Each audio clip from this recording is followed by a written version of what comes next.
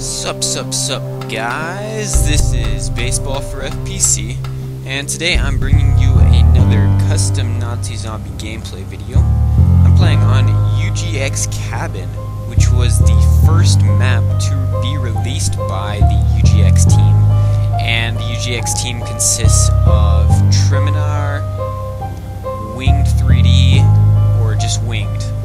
Winged 3D or winged, I'm not sure. And Cold, and Aiden. I'm not sure if Aiden helped on Cabin or not, but he's part of it. And I know that there are several others. I know there's Paragor, and there's somebody else. Somebody else is the actual person's name. It's not somebody else. But yeah, those were more recent additions, and they didn't help on UGX Cabin as far as I know. But let's get started here. As you saw the main menu, there are 3 different difficulties that you can play on. There's easy, original, and insane. And as you saw, I picked the insane difficulty. And I am only the second person to beat this on insane. The other person is ex-president. He beat it back in July. And so I stopped playing Cabin back in July. I wasn't able to beat it on insane. But I've since come back to it, and I was able to beat it this time, and this is the only recorded footage of somebody beating Cabin. This is the only footage out there. So this is, if you've ever wanted to know how Cabin ends, if you want to know how to make it through, then you're watching the right video, because this is the only video out there that has an entire gameplay with a win at the end of it. So, I was actually the first person to beat Cabin, period. When Cabin was released, I was the first person to beat it, which I felt pretty special about that. But insane mode, there are some changes from original. Basically, the zombies, I believe they run a little bit faster. No, maybe they don't. I think they run the same as original, actually. The main difference is the fact that the gate that you have to open to get out of the start area is 4,000 rather than 2,500, which is on original. I know you saw the gate back there and it said 2,500. That's a glitch that was supposed to be fixed, but apparently the patch doesn't work for me. So it still says 2,500, however, it can't be bought until you get 4,000. So that's just to let you know. Also, the triggers that you see, that one trigger that you see me pulling, there's 3 of them along what I like to call the corridor of death. Basically, you have to pull all 3 of those in the right order, and then it'll turn off the electric fence, which we'll get to later in this video. And you know if it's the right order because the trigger will stay down. So you try one trigger, if it stays down, then you try another one. If it stays down, you're good, and go to the 3rd one, and it'll work. But if it rolls back up, then it resets, and you gotta try a different combination. So that's how to get through the first area, the first challenge, I guess you could call it. And you start out with a random gun. I got lucky this time, and I started out with the M1 carbine. Usually I start out with the pistol, and I can do just as fine with that, but it just takes a little longer. However, I was able to get the carbine, and so we're able to roll right along here. You don't buy guns on UGX Cabin either. All the guns that you get are on the ground, and the ammo is also on the ground. You'll see boxes scattered all around the map. Those are ammo boxes. And several things about the heads-up display, the HUD. It's very, very skimmed down compared to most Nazi Zombie games. Or Nazi Zombie maps, I should say. In the bottom left-hand corner, you'll see squares. That is your health. And once you get hit, you'll see a chunk taken out. And then, obviously, once it gets back to full, then you're back at full health. On the right, we've got your grenades, we've got your ammo, how many points you have. You start out with 0 points, by the way, which makes it even more difficult. You don't get to see how much ammo you have, which was also an interesting feature. Basically, you don't know what down to the very bottom, and then I think it gives you a number. I don't usually get down to the last bits of ammo, so I'm not completely sure on that. Just picked up the trench gun right there, and going for the Thompson. This is my loadout. This is the setup that I use for the entire game, and it's an incredible setup. The trench gun is great for picking off solo guys, and you can do quite a bit of damage with it. And then the Thompson is just for complete ownage, and if you're just in the mood for spraying. So that's the electric fence back there. Don't touch it. If you touch it, you die.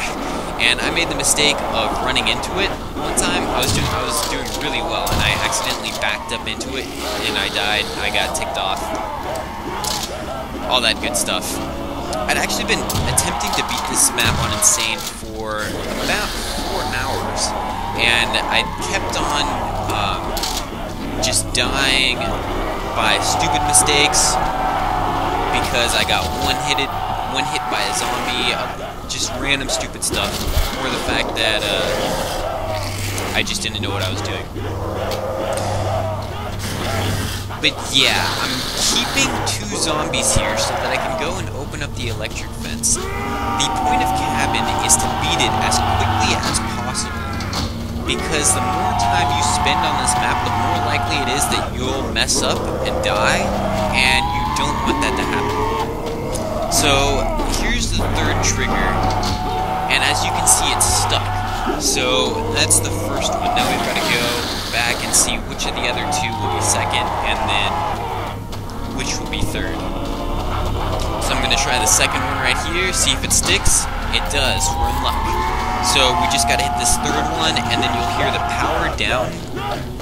power down sound, and you'll be able to go through the electric fence.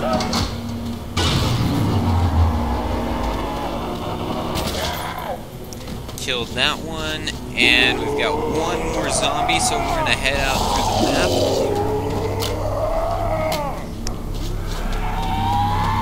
Once again, the gate to get out of is 4,000 if you're playing on Insane, so keep that in mind. If you can get out of that first area, the start zone, then you should be pretty well off. That start zone is a killer, and if you're not prepared to circle, if you're not prepared to take chances, you will not survive that area. That is a killer area, and most people hate this map because of that, because they can't get out of that area. So you want to be careful about that. You gotta know how to circle. As soon as you walk in this house, you'll be swarmed by zombies that come out of that door. I've played this map countless times, so I was ready for that. However, if you're new to this map, be careful of that. Stay in the doorway, don't have zombies coming up behind you, otherwise you will get completely wasted. Now you want to, there's going to be a cutscene coming up here pretty soon, in about 10 seconds. Less than that, so I'm going to stop talking and let you hear the sound, hear the custom voiceovers. Oh, I thought you were zombie. Pull it together, man. This bloke might be able to help us out. Oh, damn that bit. As if he hasn't caused enough trouble already. Look, he might have disabled the fence, but look on the bright side. We've got more manpower, we might make it through. Manpower. He likes a good man-on-man, don't he? Chassis. Maybe we should get this new guy to help us out. Send the bastard down to the basement. I'm low on ammo. Also, I need some radio gear. If you transmit from here, we don't have working speakers. Those could be in the basement too. Alright then, it's settled. Get your ass down there and meet with our Russian friend. He'll have all the gear we need, so try to get some sense out of the drunk bastard. We'll cover your rear from up here as best we can. Go. And that was the first cutscene. The point of the cutscenes, you basically hear your next objective, and what you want to do is you want to trigger the cutscene at the beginning of the round. You do this so that the zombies die off during the cutscene, and you don't get caught in that tiny room in the middle of a round.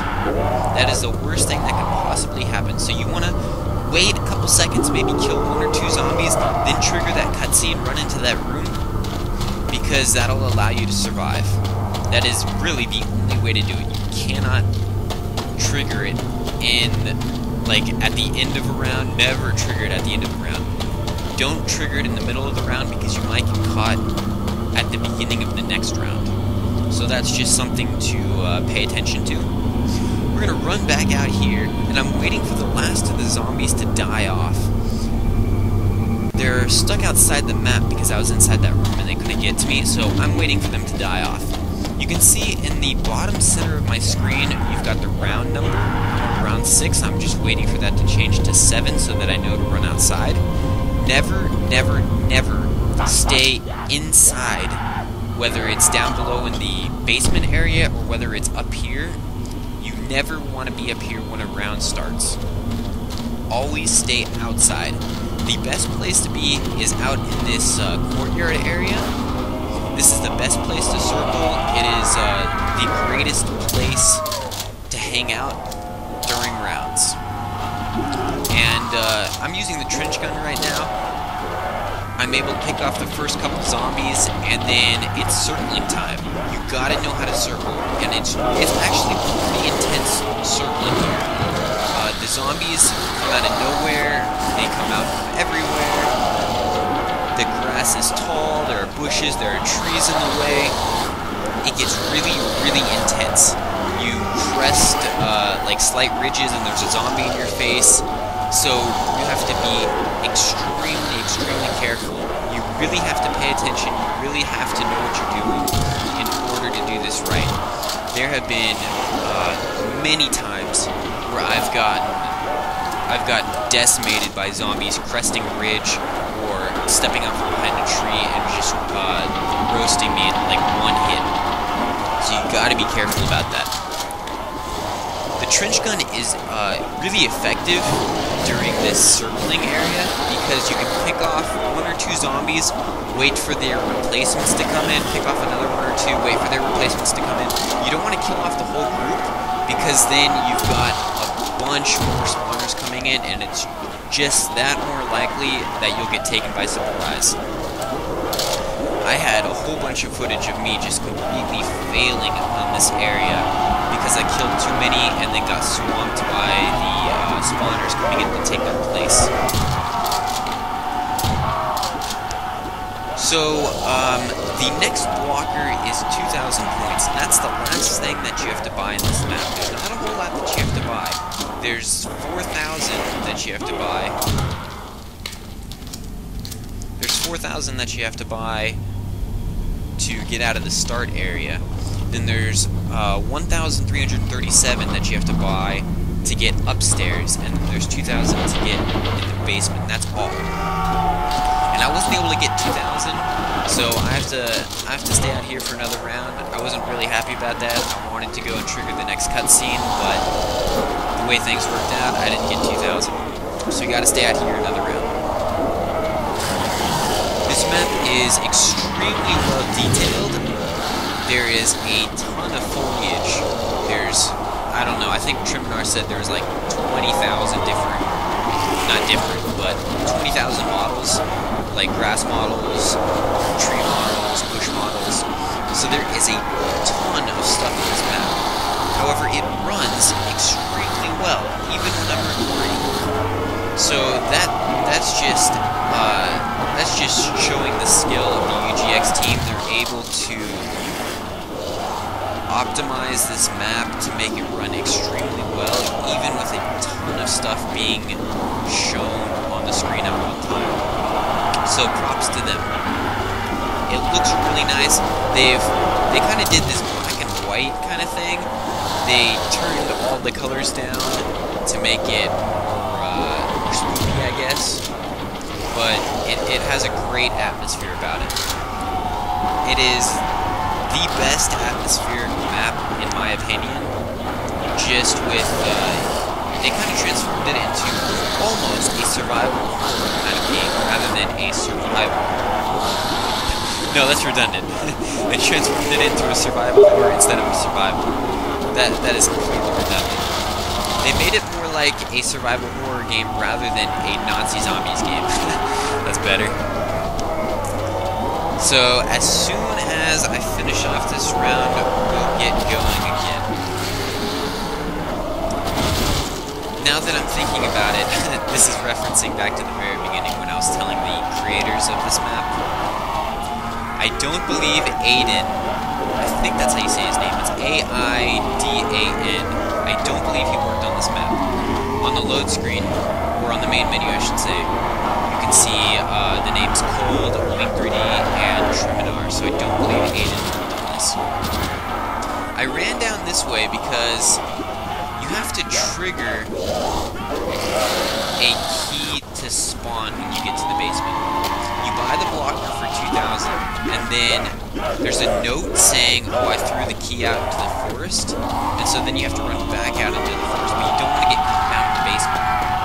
So I led the zombies out pretty far, and then I'm going to run down, get the trigger, and run out. Buy the blocker for 2K, run down here. The note on the left right there says I threw the key out. You gotta run up to the door. That'll trigger the key to spawn out in the forest. Now we're gonna run outside and try to find this key. It's glowing, so it helps you. It helps you to see it a little bit. But it could be there's many different locations where it could be. It's not like there's one set location. It could be right out front by the car. There it is right there. Press F to pick up the basement key. So I'm going to lead these zombies a little further out, and I'm going back to the basement. Now that we've got the key, we can unlock the door down there, and then we'll be hitting the next cutscene in just a bit. If you hadn't noticed, this is objective-based. That's the whole point. You're trying to escape. And so, that's also one of the great features about this map. The survival horror feel, as well as the really heavily objective-based gameplay.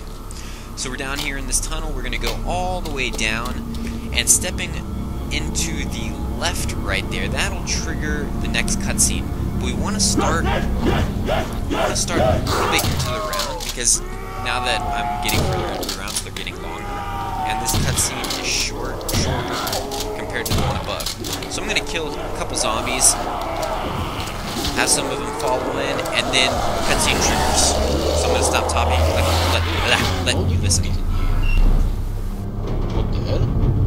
I'm receiving a radio transmission. This is Commander Jericho of the Soviet High Command. We have detached an air unit to obliterate your location and kill all within a 10-kilometer radius in your area. If you happen to stop alive, do well to contact us immediately in a working radio, or we will proceed with a strike as planned.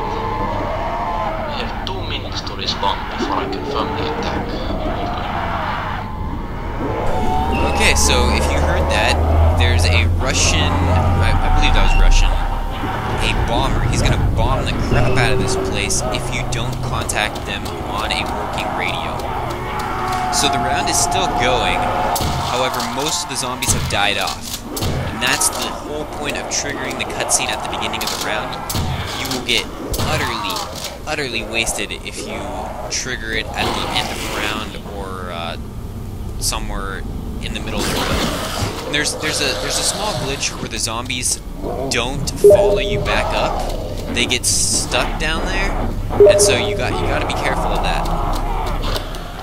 And as you can see, our friends turned into zombies, and hitting that radio right there called off the bombing raid, and we're good. So we got to go back outside. We got to survive another round. Zombie died off. He got stuck right at the doorway area. That's the glitch. It's kind of annoying. We've got to survive out here for another round, then we're going to trigger the final objective. Now, that Russian guy down in the basement, he's a traitor, and that's also one of these survival horror game type elements in there. treminaor scripted this traitor, and basically can buy guns, you can buy attachments, you can buy ammo. It's a really unique feature, and I believe it's the first of its kind in Nazi Zombies. I think Tom BMX was actually working on something similar to that. However, he hasn't released it in any map yet. So the trader in UGX Cabin is the first of its kind in Nazi Zombies, I believe. So it's a pretty cool feature. However, it's utterly useless. I think I used it the first time I played this map, but other than that, I've never used it. Just because the trench gun and the Thompson meet all of your needs for this map. And it's not worth it, like spending, you can buy a random gun, and it's not worth spending the points and then getting a car to replace one of your spots. So yeah, I've never really used the trader. It's a cool feature, don't get me wrong. It's a really, really cool feature. It's just not used, in my opinion. I don't see any point to it on this map. I can see the point to it on other maps, on other Nazi Zombie maps. However, in this particular map, I don't see the use of it. So going through circling once again, this is the best route that I've found. Completely circling around this area here, dodging among the trees. I have had quite a bit of practice perfecting this, actually. As I've said before, I've played this too many times to count. So if you find a better strategy, that's great, but this is the best one that I've found. So I'm going to pick off the last couple zombies. I'm going to leave like two zombies left. You don't want to leave just one, because there's always a possibility that one dies off. And I believe that happens in this gameplay. I have 2 zombies left, and one of them dies off. So that is a good thing that I had 2 instead of 1. I'm leading them further down here again so that I can go down into the basement. That's your next objective. You have to go back to the Russian trader guy, and then you'll get your final objective. So I've got 2 left, so I'm going to lead them as far back as possible, and then I'm going to head back down to the basement, get my next objective, and then run out.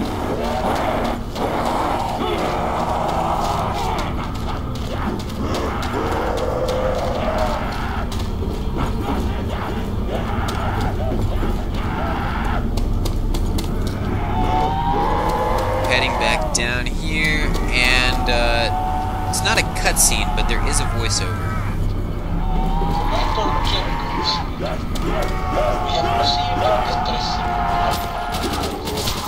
Now, because I was being chased by zombies and it doesn't trigger a cutscene, you don't get to see the actual, you don't get to see the subtitles.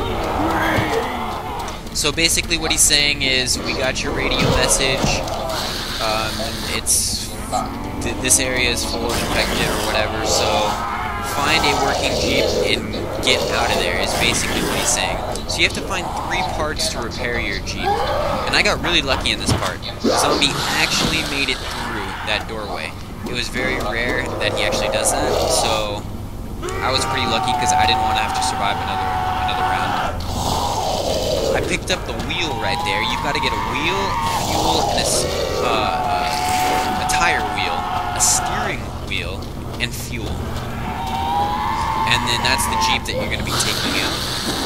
And the 3 parts spawn randomly throughout this courtyard area as well as inside the house. So I'm taking the zombie out here again just so that he doesn't interrupt me while I look inside. The hubcap, or the tire, is usually on the car right outside. However, I believe it can spawn in one other location. And then the fuel spawns in 2 or 3 different locations. And then I believe the steering wheel only spawns in 1 location. I could be wrong though. I've only had it spawn in 1 location. And I'll be showing you that location in a tiny bit. Just gonna leave this zombie as far behind as possible as I go and look for the last 2 pieces. We're winding down this gameplay here, and you'll get to see the ending, which is a pretty cool ending in my opinion. Probably one of the best for custom Nazi zombie maps. hightailing it back to the cabin as fast as possible. I want to get as much distance between me and the zombie as possible, so I have plenty of time to look around. And plenty of time is like 3 seconds, because the zombies are extremely fast. Going in here, and I get stuck on the door, and there we go, there's the fuel. And upstairs in the room with the radio and where the three guys were, that's where the steering wheel is. However, I didn't have a chance to go in there. I didn't want to risk going in there and then having him walk in behind me. So I take him out for a loop-de-loop outside again. And just gotta find the steering wheel. Gonna take him around, and then I'm gonna go upstairs, get the steering wheel, and we'll be able to beat this.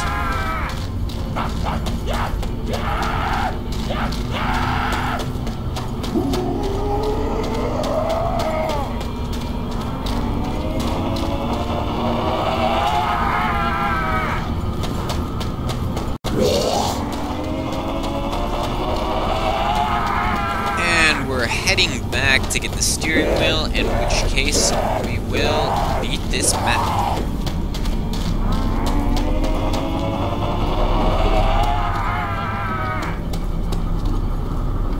The steering wheel is right on the table, right there. And I actually get stuck on the door right here. That freaked me out so bad, because he hit me once, and usually they can double hit you and kill you. That scared me so bad, because I did not want to replay this map again. But I was able to kill him, and here we go. Here is the ending to UGX Cabin, taking the Jeep out of here. And that's it, guys. That's the end of this. The only gameplay on YouTube of someone beating Cabin, and this was on Insane. Only 2 people have beaten it on Insane. Me, an ex-president. I've got the only recorded footage of it. Well, thanks for watching, guys, and have a nice day. Later.